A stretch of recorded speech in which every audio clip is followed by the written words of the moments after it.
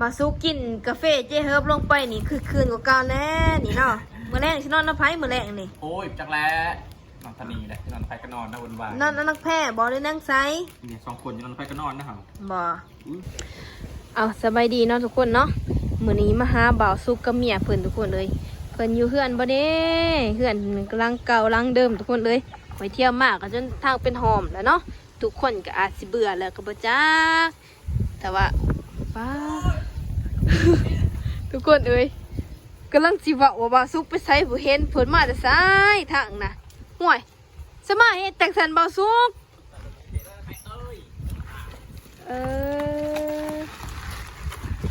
มาแต่ไสล่ะนี่ฮะมาแต่หน้ารถเป็นอีหยังซะมาบ่ผู้หนึงดึงผู้หนึงอยู่ ตายแล้วก็ยังคุ้มเอาออกให้ค่อยยิ้ว บาโท โอ้ยออกกำลังกายนะเอ้ย ออกกำลังกาย มึงรถมันจะได้แล้วยังเอาอย่า บาโททุกคนเลยรถก็กิ่งหน่อยกิ่งใหญ่เนาะ เออ สมาใส่คักแต่รถเอามาแต่ไส โอ้ยไปกันอยู่ดินกับใช้นักแพรอยู่มานาน ใช้สโลเว็บไทยจัดตัวน่ะ เอาไปแปลงทันแล้ว โอ้เป็นทันเหลวมาแต่หน้าบ่นี่น่ะ เอ้ยไปบัง รถถ้าติดบ่ได้ โอ้ยออกกำลังกายชื่อดอกกันมานานแล้วนี่ อยู่ออก เพื่อก ำลังกาย สีมาหอนบังเมื่อยมันอยู่รถให้เราขี่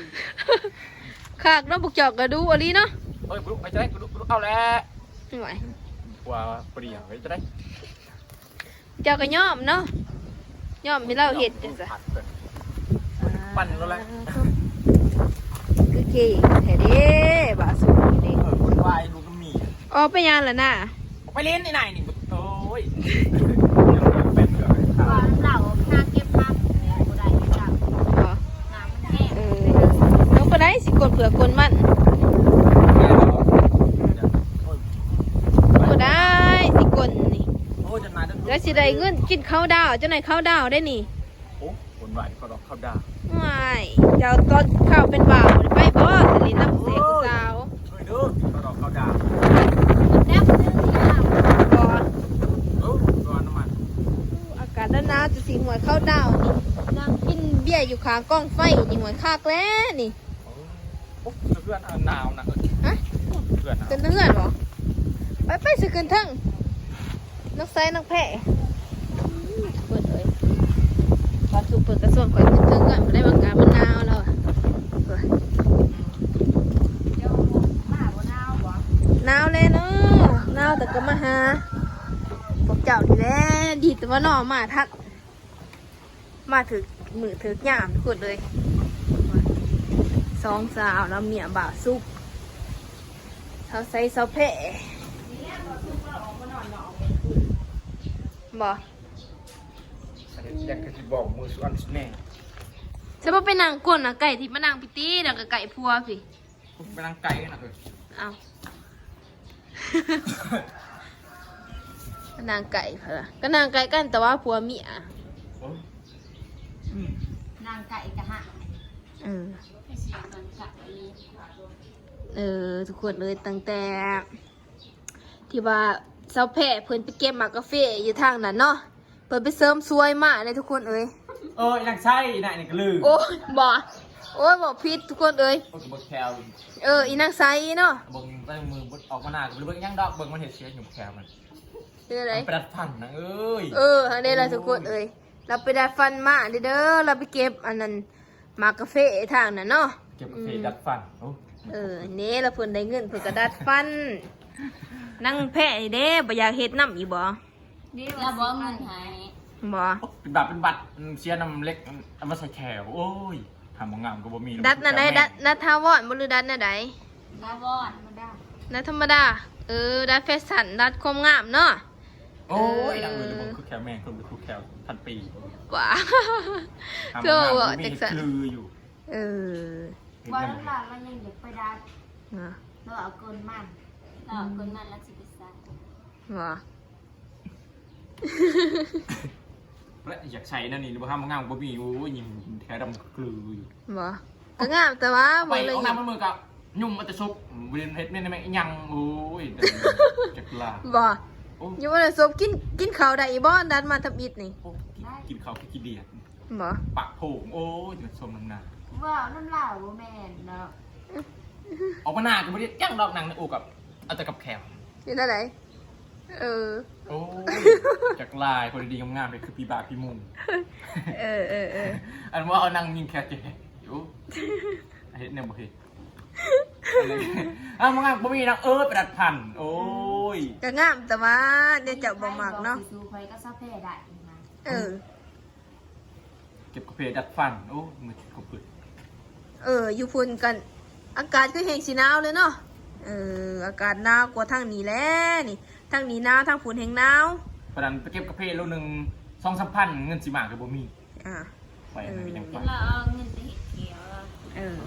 เงินไปเห็ดเขียวระเบิดเด้ โอ้ยนักเอ้ย อากาศหนาวๆจังซี่ก็ได้อาบน้ำอาบน้ำอีบ่ มาสู้เงินกันได้แล้วบุได้อาบ2 ขีดอาบทีนึงแล้ว บ่จำศีลบ่ เมื่อวานนี้มึงก็อาบอุ้ยใส่ให้เอาแพรให้ก็ยังว่ามึงบ่อาบ เหรอ โอ้ แต่ว่านักไซไปอยู่พุ่นแห่งหนาวนี่อาบบ่น้ โอ้ยนักเอ้ยมาอันโอ้ยแขนแตก ำบ่ เบาน้ำล่า อันนั้นนานี่นาจะเกิดจากบ่อ ทางผู้บ้า ลูกบ่ออยู่ ทางพุ่นหันบ่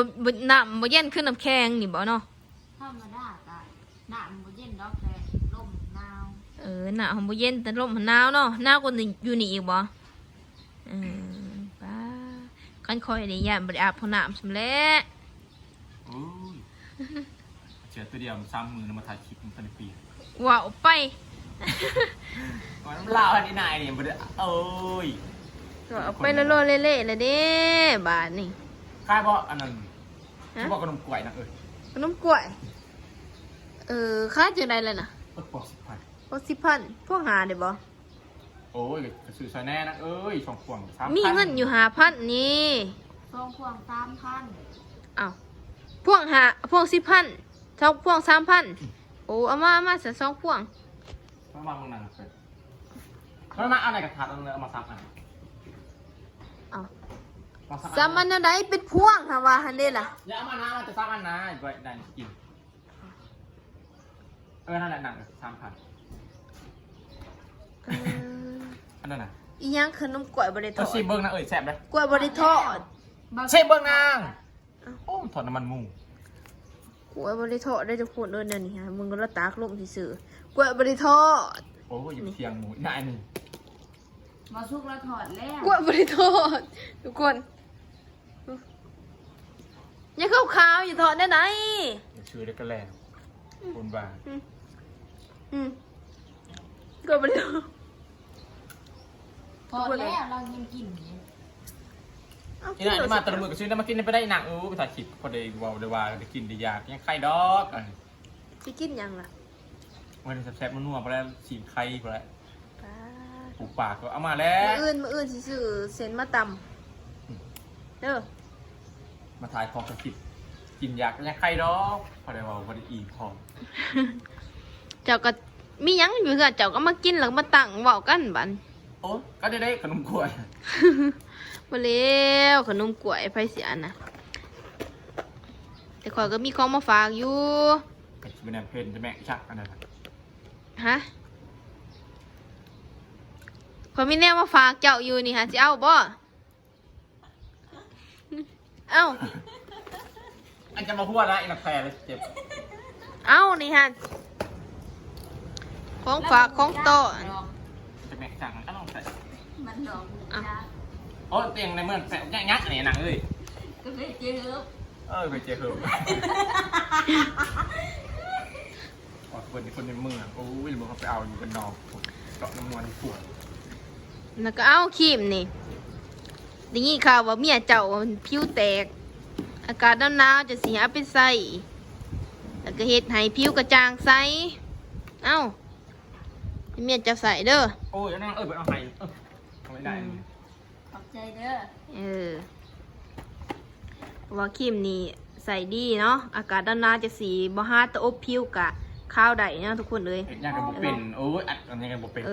บอกกันแนวอัดคือ เพราะว่ามันใส่สูตรกลางคืนแต่ถ้าว่ากลางเว้นมันต้องมีตัวนี้นํเอาให้ นี่ยังเอามาเอานี่นาสิบอะไรยังเอามาสิมาจังเปิลนัก เอาบ่ให้เมียเจ้าใส่จะมาเฮ็ดจะใส่กับของข่อยบาด ยักษ์ไม่สิอีทองดอกมันเอาเงินมา บ่อิ่มก็มันข้าว เออ ก็ให้เมียนเจ้าใส่แต่ว่าตอนนั้นก็ของเจ้ากาแฟสู้กำลังบ่ได้เฮ็ดดุๆแน่ โอ้ยกินอยู่มาแล้วเห็นเมื่อคืนว่าหนักอันนี้ฮะ เออ เอ้ย เดี๋ยวไปขึ้นนั่นแหละถ้าเขาว่าเมียเจ้าสิให้นอนนํเนาะแต่แล้วนอนนํอยู่ว่ามื้อแลงนี่น้ำบ่อาบฮะ โอ้ยเขาบอาบน้ ไหนบอสช่องผิดอีกนอนหนึ่งมือพี่เซน อืม ำก็ติ่งอาบอันนั้นนี่นะเบิ่งนอนกูจูอยู่ในห้องโอ้ยหนาวกูบ่อาบ หวานน้ำล่างมัน บ่อาบก็ได้แล้วเนาะเหือมันบ่ออกบ่มินดอก นอนคือเดียว อืม หวานก็ได้ เอาอะไรเพลเลยนะมื้อเช้านี้แล้วนอนอยู่นี่บ่เมื่อคืนนี่อ อะไรนะเพลนั่นแหละอันนี้ไปแกะโอ้ยเพลแล้วนะเอ้ย เฮ็ดก็บ่เป็นเนาะปานนั้นว่าจะมีอ่ะโอ้ทุกคนเอ้ย โอ้ย เนาะก็สิแนะนำครีมใส่นี้ไปครีมน้องหมอทุกคน ผู้ใดที่ว่าผิวแตกผิวดันผิวดำกรรมพันธุ์หรือว่าดำแดดนี่เนาะทุกคนเนาะต้องเอาไปใส่ เป็นโลชั่นน้องหม่วงเนาะเป็นสูตรกลางคืนแต่ว่ากลางเว้นเฮาก็สามารถใส่ได้นานๆจะสีบ่อบผิวก็สามารถใช้ได้เนาะทุกคนบ่อบผิวก็ขาวได้ว่าซั่นซะแต่ว่าถ้าว่าเฮาสิใส่กลางเว้นเฮาก็ต้องมีกันแดดนี่นำมาสู้กินกาแฟเจเฮิร์บลงไปนี่คือคืนกว่าเก่าแน่นี่เนาะมื้อแรกสินอนน้ำไผมื้อแรกนี่ โอ้ยจักแล้วนอนทนีเลยนอนไฟก็นอนนะวนวาย นอนนักแพ้บ่ได้นั่งไซ เนี่ยสองคนจะนอนไฟก็นอนนะครับ บ่นอนห้องไซมื้อแรกนี่ นอนก็ได้ละสองหอกเท่านี้นะ บ่เอ้ยกินตัวนี้ลงไปนี่คือคืนนั่นแหละนี่เนาะ เออจะเป็นกระดียังเอาหมูกินจากอีไหน นอนบ่รับเป็นจักนี่ โอ้ยเอาหมูกินเลย กินมันดีต่อสุขภาพร่างกายของเฮาดีทุกอย่าง ในกล่องหนึงมี10ซองแต่ว่าผู้ใดสนใจก็สั่งซื้อได้คือกันเนาะทุกคนเนอกกาแฟเจเฮิร์บกล่องซื้อๆนี่10กล่องไปแลกได้ขึ้นกล่องหนึงเนาะผู้ใดสนใจก็สั่งซื้อได้เลยเนาะอันนี้เอามาให้บ่าวสุกเพิ่นได้ลองเพิ่นได้ลองกินกาแฟชวนเมียเพิ่นก็เอาครีมมาให้เพิ่นลองใส่อาการด้านหน้าจะสีเพื่อว่าผิวใสขึ้นบ่าวสุกแห่งสิลงกว่าเก่าแล้วบัดนี้ทุกคนเอ้ยกินลองกินเด้อมื้อแรกเด้อเป็นมาจังได๋ก็บอกกันแน่เด้อมื้ออื่นเด้อก็กะสิเมื่อก่อนบานนี้เขาเอาของมาให้สำนี้แหล้วแต่มื้อแรงนอนใส่กระบอกให้เด้อซะแพ้เด้อสดใสนอนหนอกกับสิบอก เห็นบ่ว้ายแล้วกินกาแฟนี่แล้วสิอดได้บ่แล้วก็ขอประตูไว้ขึ้นแล้วแหละนี่ โอ้ยปิดวันนี้ ทุกคนเอ้ยบัดนี้ก็สิขอตัวเมื่อก่อนบัดนี้เอาของมาฝากมาตอนพวกบ่าวสุกเล็กๆน้อยๆเนาะผู้ใดที่ว่าสนใจครีมหรือว่ากาแฟเจเฮิร์บก็สามารถสั่งซื้อได้มีแต่ว่าพอกันครีมนะทุกคนเนาะ